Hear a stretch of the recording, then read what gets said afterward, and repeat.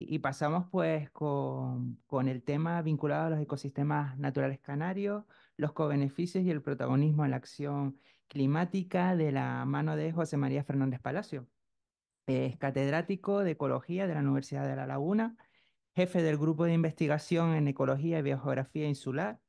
Su trayectoria científica se caracteriza por la investigación relacionada con la ecología de las islas en general y de la Macaronesia en particular, entre las que destacan la biogeografía y la ecología insular y restauración ecológica.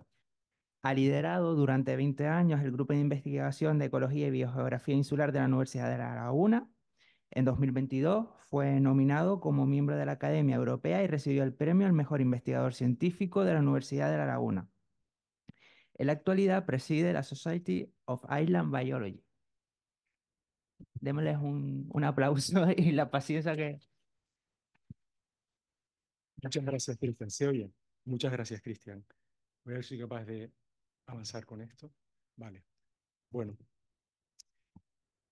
lo que les voy a contar hoy es un poco el resultado de 3 años de un proyecto de investigación, un encargo de la de Consejería de Transición Ecológica del Gobierno Canario, fundamental para poder cumplir con la necesidad de hacer la contabilidad del carbono. En Canarias es una exigencia europea y en Canarias no sabemos cuánto carbono sostienen nuestros ecosistemas, entonces era fundamental abordarlo y la Consejería de Transición Ecológica consideró adecuado encargarnos a nosotros el trabajo y es lo que hemos estado haciendo y nosotros entregamos el informe final hace algunos meses. Y un poco lo que voy a hacer hoy es darles a ustedes los puntos más importantes de ese informe. Y lo primero que tenemos que tener claro es dónde almacenan carbono los ecosistemas. Y esta especie de laurisilva que tenemos aquí nos puede servir para ver que hay 5 compartimentos fundamentales: biomasa aérea, biomasa subterránea, madera muerta en pie o sobre el suelo, mantillo y materia orgánica sobre el suelo. No funciona el láser, ¿no? Bueno, vale. La biomasa aérea es todo lo que está sobre el suelo, puede ser biomasa fotosintética, la verde, de sostén, ramas y arbustos y reproductiva, habitualmente la fracción más pequeña. Biomasa subterránea es todo lo que está bajo el suelo, ustedes ven ahí las raíces y las raicillas. Madera muerta en pie sobre el suelo son los árboles que mueren y que bien quedan en pie hasta que se pudren para caer o que bien caen directamente sobre el suelo. El mantillo es la hojarasca, es la acumulación fundamentalmente de ramitas de hojas y de órganos reproductores sobre el suelo. Y por último, la materia orgánica en el suelo, que como vamos a ver es el compartimento más importante de prácticamente todos los ecosistemas, que es materia orgánica de compleja descomposición que se suele acumular por mucho tiempo, miles de años, millones de años, y que después de mucho tiempo da lugar a lo que son los combustibles fósiles. Por término medio, bueno, el carbono lo vamos a medir siempre, la biomasa la medimos en toneladas de carbono hectárea, independientemente de cuál sea el compartimento, y por término medio el carbono que contiene un determinado cantidad de biomasa es del 50%. En las plantas suculentas suele ser un poco menor, pero el 50% nos sirve para andar si no tenemos un dato claro. Y en comparación con lo que es la fitomasa o biomasa vegetal, la biomasa es despreciable, y especialmente las islas por la ausencia de grandes herbívoros. No me pasa la... ¿Tengo que pasarlo yo aquí?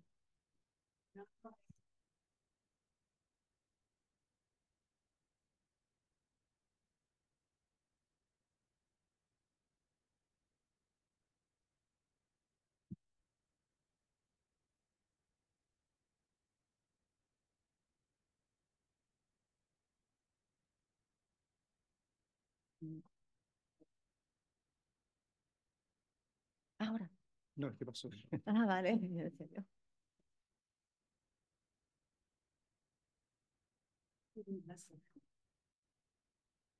Déjame, ¿no? Bueno, darle al...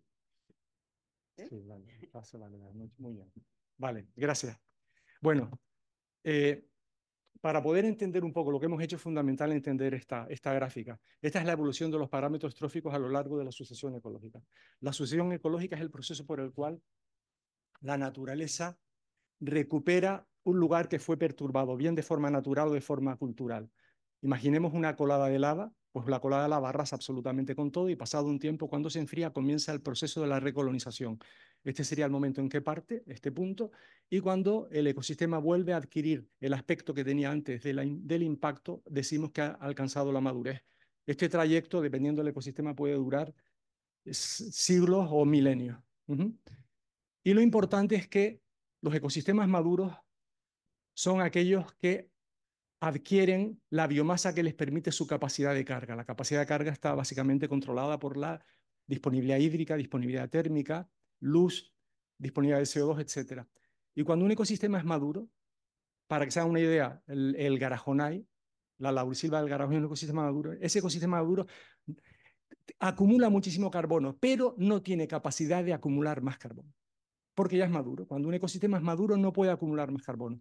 Sin embargo, cuando un ecosistema está en algún punto de esta curva, es inmaduro. Y al ser inmaduro tiene la capacidad de seguir creciendo, es decir, acumulando biomasa con el paso del tiempo hasta alcanzar la madurez. Es decir, que un ecosistema inmaduro puede acumular carbono hasta alcanzar la madurez, pero cuando ya es maduro no puede acumular carbono. ¿Vale? Esa es una regla fundamental. Para cuantificar la distribución del carbono en los diferentes ecosistemas, tomamos por un lado información que ya existía, por ejemplo, del Inventario Forestal Nacional. Es una iniciativa que comienza en los años 75 aproximadamente y que ya lleva 4 rondas y hay muchísima información disponible y es pública y accesible, ¿vale? Ahora vamos a ver cómo se distribuyen las parcelas del Inventario Forestal Nacional en el conjunto del archipiélago. Y también, junto al Inventario Nacional Forestal, existirían ecuaciones alométricas. Una ecuación alométrica es una ecuación que nos permite, midiendo un parámetro de fácil medida y que no sea traumático para la planta, poder saber qué biomasa sostiene ese individuo. Para poder trabajar y calcular cuánta cantidad de carbono almacenan las comunidades o los ecosistemas, necesitamos ecuaciones alométricas de todas las especies presentes. Eso fue posible en los bosques, porque tiramos del Inventario Forestal Nacional. Ahí tienen ustedes un esquema de cómo son las parcelas del IFN. Son círculos de 25 metros de radio que, dependiendo de lo que quieran medirse, pues va variando el radio de la parcela. Y son parcelas permanentes, están desde que se establecieron hasta, pues, espero que por mucho tiempo más. Sin embargo, en los matorrales, el Inventario Forestal Nacional no entra en los matorrales y en Canarias los matorrales son muy valiosos. Extraordinariamente valiosos, tanto por la superficie que ocupan como por la biodiversidad que sostienen. Entonces, para los matorrales y para las ecuaciones alométricas de las especies de matorrales tuvimos nosotros que hacer el trabajo ya que no contábamos con el IFN. ¿Qué es una ecuación alométrica? Es una ecuación que permite conocer de forma indirecta la biomasa aérea y subterránea de un individuo de una determinada especie a partir de parámetros fáciles de medir y no destructivos, como pueden ser el DBH. DBH es Diameter at Breast Height, el diámetro a la altura del pecho. La altura, la cobertura de su copa, volumen, una combinación de esto. La confección de una ecuación alométrica requiere sacrificar individuos. Y a mayor número de individuos sacrificados, n, y mayor rango de tamaños, más calidad de la ecuación. Suelen tener forma de biomasa aérea expresada en kilogramos igual a A por dBH en centímetros elevado a B, siendo A y B constantes que varían para cada especie. Idealmente, cada especie debería tener su ecuación alométrica. En algunas ocasiones existe una ecuación volumétrica válida para muchas especies simultáneamente, como la que llamamos la pantropical de Chávez, que incluye DBH, altura y también clima, y sirve, entre comillas, porque no es muy buena para todas las especies del bosque tropical del mundo. O sea que el primer reto que tenemos es tener parcelas permanentes y tener ecuaciones alométricas para las especies canarias. El IFN y el Ministerio nos dan, no tenemos todas, ya veremos. De la laurisilva tenemos el loro, la falla, el brezo y el aceviño. Nos falta el viñátigo, que es muy importante. Nos falta otras, por ejemplo, el palo blanco. Nos falta el sanguino, no las tenemos, pero está fuera de nuestras posibilidades hacer la ecuación volumétrica de estos árboles. ¿Por qué?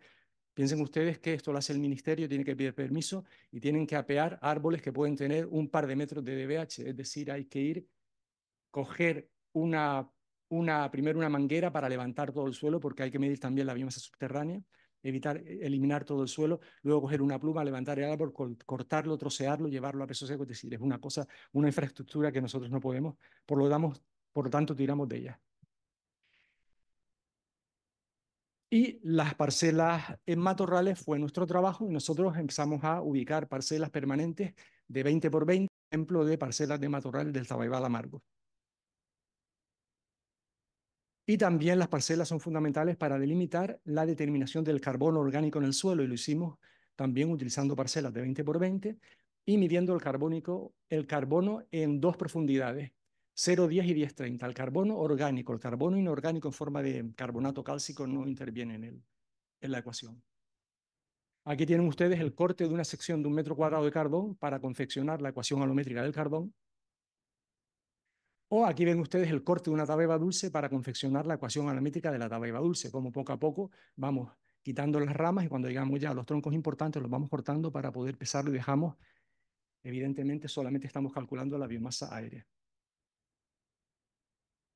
Y esto es la forma en que aparecen las correlaciones de la biomasa con los parámetros utilizados en las ecuaciones alométricas, del carbón a la izquierda y la tabeba dulce a la derecha. Y cada ocasión tiene un n mínimo de 20 individuos. Es decir, una vez que tengamos estas ecuaciones alométricas, ven ustedes que el R cuadrado es muy alto y la probabilidad es muy interesante. Solamente llegando con el biovolumen, podemos calcular directamente cuál es la biomasa aérea. El biovolumen, para que se hagan una idea, es el cilindro en el cual está enmarcada la planta. ¿Vale? El cilindro mínimo en el cual está enmarcada la planta, medimos la altura, medimos un par de diámetros en la copa y sabemos cuál es su cilindro y por ahí llegamos directamente al cálculo de la biomasa aérea. Es decir, una vez que la ecuación se ha hecho, no hay que sacrificar más especies. Pero tener una ecuación buena requiere sacrificar bastantes individuos. Por ejemplo, la ecuación que tenemos del pino, la ecuación volumétrica del pino canario, es buena, pero solo hasta cierto punto porque la consejería no da permiso para talar pinos por encima de 1,5 metros de dBH, lo cual también es sensato. Pero si no tenemos un rango importante de tamaños, la ecuación comete muchos errores, sobre todo porque al ser una ecuación potencial, con los valores altos se disparan y no podemos pillarlo. Bien, ¿cuáles son las parcelas del IFN que estudiamos en Tenerife? Pues ven todas esas parcelas, todos esos puntitos, son una parcela del IFN que ya existen y lo que tienen aquí son las diferentes comunidades. Y aquí tienen ustedes, por ejemplo, Sabinar, Palmeral, Fayal Brezal, Laurisilva Seca, PAM, que es el pinar de alta montaña, pinar húmedo, etc. ¿Vale? Pues todos estos son los puntos donde existe información para la isla de Tenerife. Aquí los tienen para Gran Canaria, con las diferentes comunidades forestales. Aquí las tienen para La Gomera.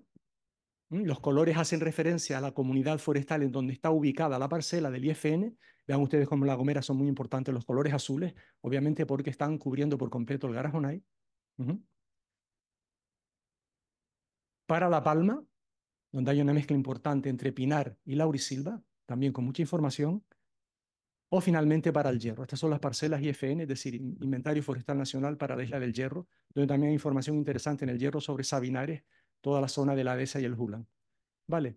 Bien, ¿y qué pasa en las zonas donde no hay bosques? Que no hay parcelas del Inventario Forestal Nacional. Sin embargo, sí hay vegetación, y si esa vegetación sí que captura carbono, y es fundamental conocerla para poder hacer la contabilidad del carbono en los ecosistemas. Entonces, nosotros tuvimos que ubicar las parcelas, aquí tienen ustedes las parcelas, en las zonas, como ven, ya están las zonas, no están en zonas forestales, están en las zonas básicamente cercanas a las costas de las medianías, donde lo que dominan son los matorrales. Y estas parcelas tienen también un código que son las diferentes comunidades que hemos estado trabajando: Aulagar Saladar, Tabaiba Alduce, Tabaiba Lamargo, Cardonal, IVS, Inciensal Vinagreral, Jaral, Escobonal, Retamar Blanco y Matorral de Cumbre. Y ahora lo que les voy a presentar es los resultados de cada una de las comunidades y para eso usamos un boxplot. Un boxplot es una forma de representar los datos que salen de un conjunto, de una serie de comunidades estudiadas y en donde lo que se representan son los valores de el percentil 25 y 75, la mediana, y el resto de los valores son los puntos que hay. Y aquí tienen ustedes alineados las diferentes comunidades de Tenerife y estamos comparando el carbono en la biomasa aérea expresada en toneladas carbono hectárea.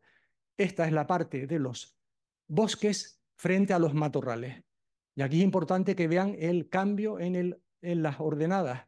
Vean ustedes aquí 100 toneladas de carbono hectárea, ¿vale? Para la mayor parte, bueno, es la métrica de la ordenada, ¿no?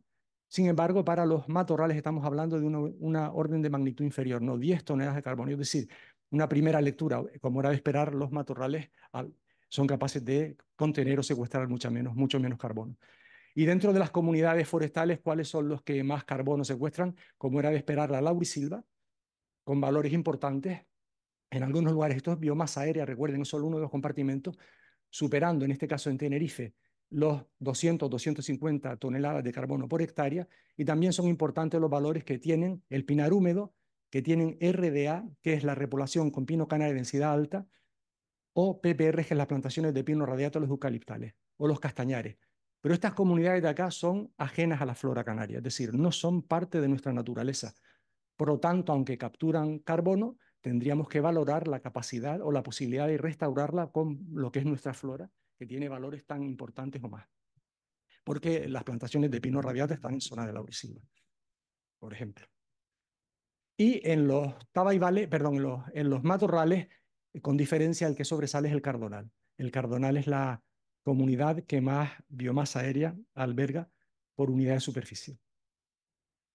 Aquí tenemos la distribución de la biomasa aérea en las comunidades forestales y en las comunidades de matorrales. Aquí tienen ustedes el gradiente de valores desde 0 hasta 330 toneladas por hectárea, y aquí tienen desde 0 hasta 17. Pues ven ustedes cómo los valores más altos están en la zona donde se distribuye la laurisilva o el pinar mixto, y en los matorrales está sobre todo en la zona, la vertiente sur de Anaga, que es bastante rica en cardonales, ¿vale? Y luego los valores en el resto de las islas, incluso en el retamar del Teide, son más bajos.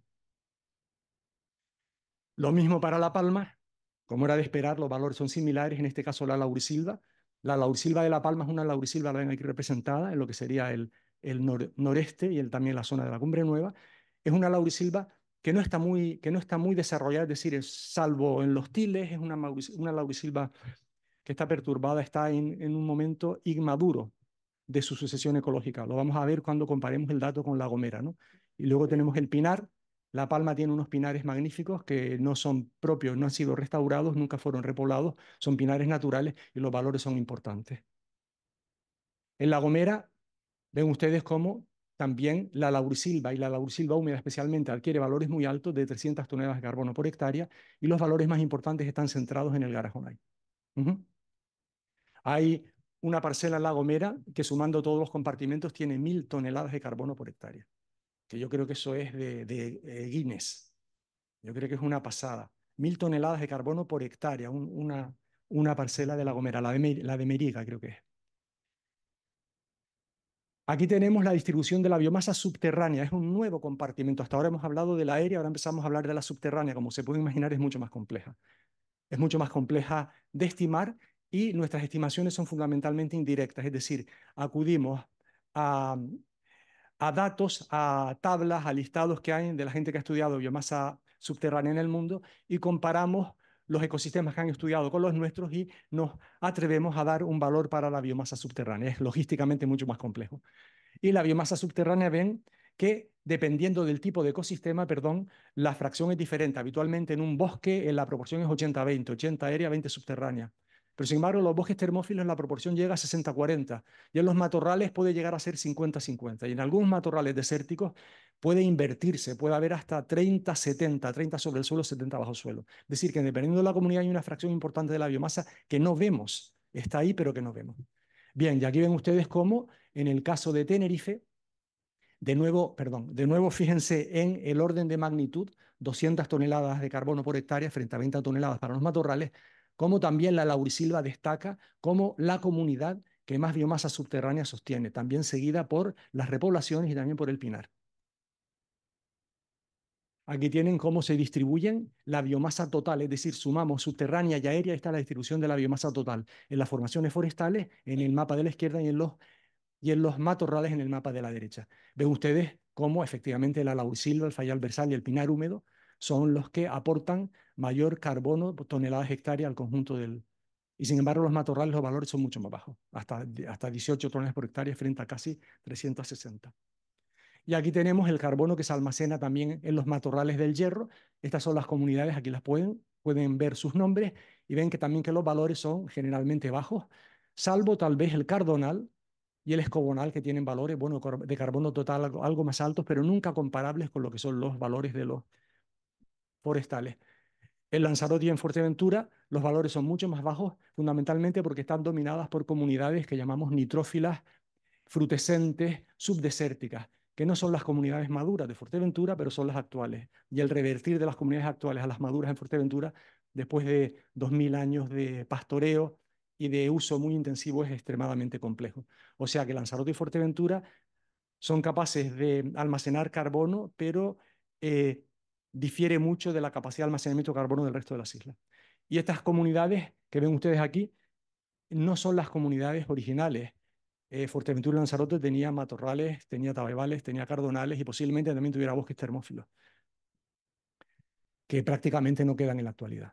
Aquí la situación en Lanzarote es un poco parecida, tal vez con la excepción del tabaibal dulce del volcán de la Corona, donde se acumula un poquito más de biomasa, hasta el orden de 4,52 toneladas de carbono por hectárea, pero en general valores bastante bajos. Esta es la distribución en Gran Canaria, donde fundamentalmente la laurisilva hay muy pocos valores porque prácticamente no queda en Gran Canaria, y sí existen repoblaciones con densidad baja o repoblaciones de pino canario con densidad alta que adquieren valores importantes. Y aquí es cómo se distribuye. Vean ustedes fundamentalmente los pinares, ¿no? El pinar de Inagua, el de Pilancones, el pinar de Tamalaba son las zonas de Gran Canaria que más carbono sostienen. Y aquí tienen un nuevo compartimento que es la madera muerta. Ya no hablamos de biomasa subterránea, biomasa aérea, hablamos de necromasa. Necromasa es madera muerta. La madera muerta puede estar en pie si no, si el árbol, lo que llamamos puntisecos, el árbol por completo, una fracción del árbol ha muerto pero no ha caído, o si con la descomposición el viento lo acaba tirando, son madera muerta sobre el suelo. También tenemos afortunadamente datos porque el IFN nos los proporciona y ven ustedes cómo ya los valores son mucho más bajos para los bosques en 5 toneladas de carbono hectárea, para los matorrales en 1 tonelada de carbono hectárea, y en los bosques destacan las plantaciones de Pinus radiata, lógico porque hay mucho que muere allí, y también los escobonales en los matorrales. Esta es la distribución de la madera muerta en Tenerife, toneladas de carbono que tienen ustedes las comunidades y los valores, y fundamentalmente ven ustedes los valores más altos, los rojos se agolpan en las zonas de pinar o en las zonas de repoblaciones de radiata. Y luego otro compartimento es el mantillo. El mantillo es la hojarasca, órganos de reproducción, ramas pequeñas que están sobre el suelo y que están constantemente descomponiéndose, dependiendo de la tasa de descomposición y de las condiciones. Fundamentalmente, la tasa de descomposición depende de la temperatura disponible, de la humedad relativa, de la humedad disponible y de la existencia de descomponedores, pues dependiendo del sistema, puede ser rápida o muy lenta. Por ejemplo, la taiga, el bosque boreal, puede tardar 50 o 100 años en descomponer por completo su mantillo. En la selva tropical se descompone 6 veces al año por completo el mantillo. Nosotros sabemos que en Canarias la descomposición avanza como a escalones, y eso tiene que ver porque cuando las condiciones de precipitación son buenas, las de temperatura no lo son, que es el invierno. Luego en primavera tenemos más, todavía llueve y la temperatura es más alta, hay un progreso. Luego llega el verano, se estanca porque no hay agua, aunque la temperatura es buena, no hay agua, se estanca la necromasa y luego el otoño vuelve a crecer un poquito la descomposición. Entonces va avanzando de esta manera. En general el pinar está sobre los 30 años para descomponerse y la laurel se puede componer en un año, incluso menos. Y aquí ven ustedes la distribución del mantillo en los diferentes ecosistemas canarios. Y aquí, pues en el eucaliptal, que es una comunidad de una planta del Tasmanian Blue Gum, ¿no? Eucalyptus globulus, que es ajeno a nuestra flora, pues tiene mucho mantillo, fundamentalmente porque cae muchísima hoja de eucalipto y ramas, ¿vale? Y lo que son los matorrales fundamentalmente el jaral y el escobinal almacenan mucho mantillo. Y posiblemente el compartimento más importante de todos, no es ninguno de los que he hablado hasta ahora, es el suelo. Y el suelo también es muy complejo de estimar.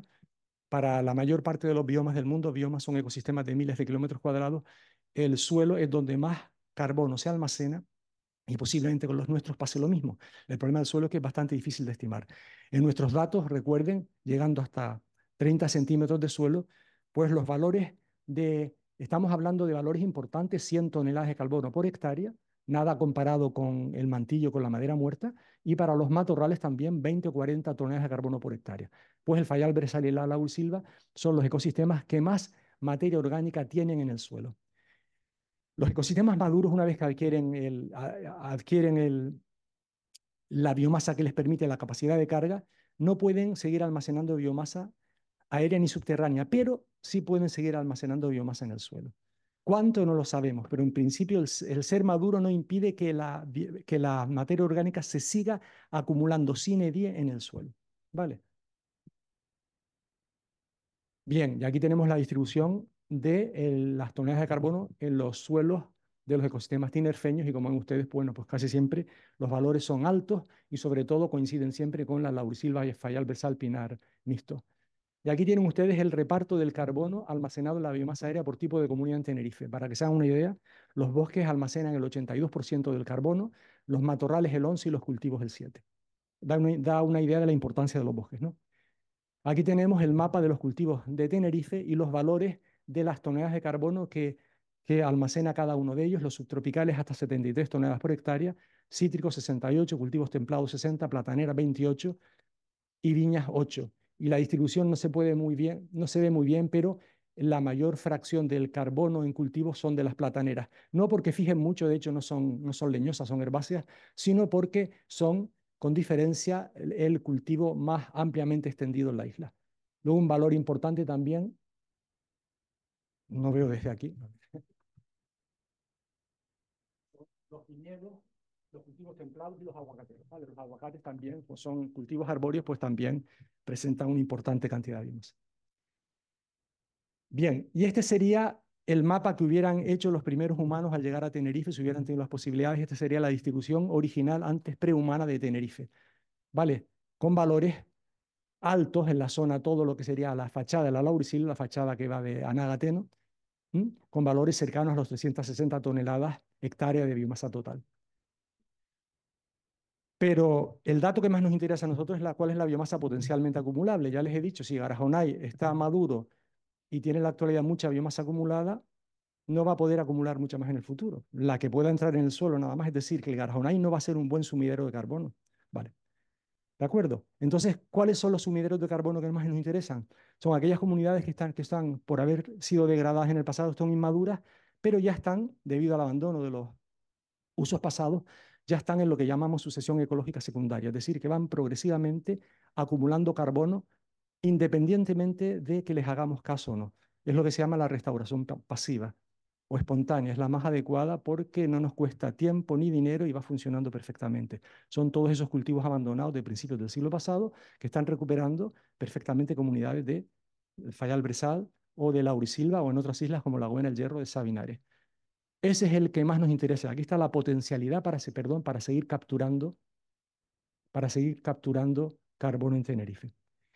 Esta tabla lo que pretende es hacerles ver cuál es el estado actual de los bosques en Canarias. Cada bosque tiene dedicada 2 columnas, Termófilos, Laurisilva, Pinar y el total. Y la primera columna de cada bosque, por ejemplo, aquí Termófilos, nos da el valor en hectáreas que hay en cada una de las islas y el total de Canarias. Y la segunda columna en tanto por ciento que resta del potencial, del previo a los humanos. Como ven ustedes, si miran el dato, solamente queda un 10% de los bosques termófilos originales.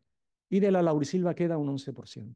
Y del pinar estamos un poquito mejor, queda un 53%. Y del total de los bosques estamos sobre un cuarto, entre un cuarto y un tercio. Es decir, que salvando La Gomera con un 30%, el resto de las islas están todos por debajo del 15% del termófilo potencial.